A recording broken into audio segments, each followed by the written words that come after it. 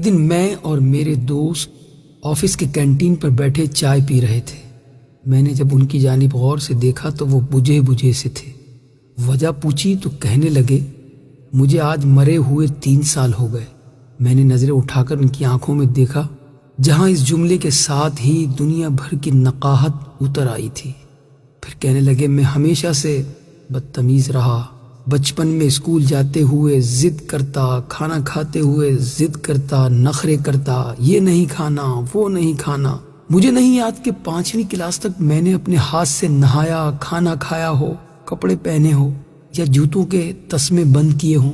باپ، بہن اور بھائی کی محبت مجھے نہ مل سکی۔ پرائمری اور مڈل اور پھر میٹرک تک یہی عادت رہی کہ رات کو سونے سے پہلے کتابیں، کاپیاں، بیگ، غرض تمام چیزیں ادھر ادھر بکھری چھوڑ کر سو جاتا، مگر صبح آنکھ کھلتے ہی دیکھتا کہ تمام چیزیں بہت سلیقے سے بستے میں پڑی ہوئی ہیں اور میرا بیگ بڑی نفاست سے میز پر رکھا ہوا ہے۔ مجھے لاکھ بار کہا جاتا کہ دودھ پی کر سونا، مگر میں نہیں پیتا تھا۔ لیکن جب صبح اٹھتا تو لبے شیریں، منہ کا ذائقہ بدلا ہوتا۔ پہل تو پتہ نہیں چلتا تھا، مگر آہستہ آہستہ پتہ چل گیا کہ رات کو نیند میں ہی دودھ پلا دیا جاتا تھا۔ رات کو کبھی آنکھ کھلتی تو دیکھتا کہ بارش ہو رہی ہے اور مجھ پر کمبل ڈال دیا گیا ہے تاکہ سردی نہ لگے۔ مجھے ہمیشہ گھر میں 2 ہی چیزوں سے چڑ رہی، ایک 11 سے 13 گھنٹے تک ہاتھ سے چلائی جانے والی سلائی مشین سے، اور دوسری روٹی کے کناروں سے کہ ان پر اکثر گھی لگنے سے رہ جاتا تھا۔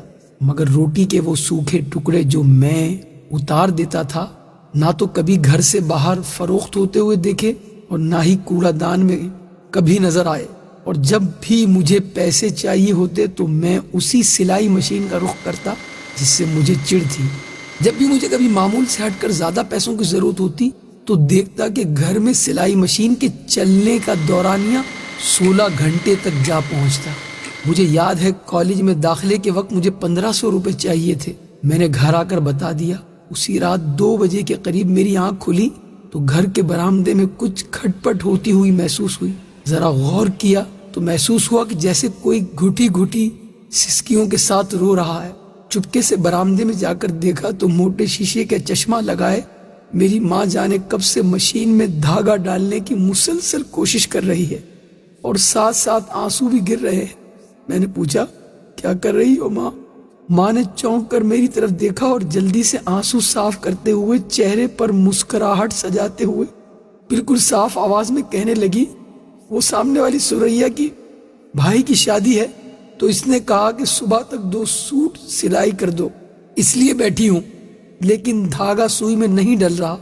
اس دن مجھے ماں کی حالت اور آنسو دیکھ کر احساس ہوا کہ مجھے کوئی چھوٹا موٹا کام کرنا چاہیے۔ میں مناسب کام بھی ڈھونڈتا رہا اور پڑھتا بھی رہا۔ ادھر FA مکمل ہوا، ادھر آفس میں کام مل گیا۔ میں نے گھر جا کر ماں کو بتایا تو وہ خوشی سے نہال ہو گئی۔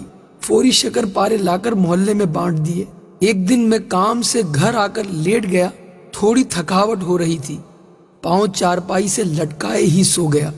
جب اٹھا تو دیکھا کہ خلاف معمول آج نہ جوتے میرے پاؤں سے اترے تھے اور نہ ہی کھانا بنا تھا۔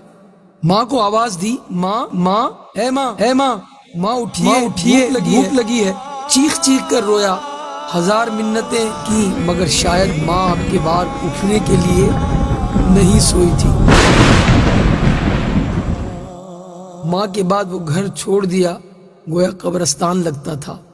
ادھر دیار غیر میں آ کر اپنا سارا کام خود ہی کرتا ہوں تو سوچتا ہوں کہ میں نے کبھی چیز کی خدمت نہ کی اور نہ کبھی آسائش و سکون اسے دیا۔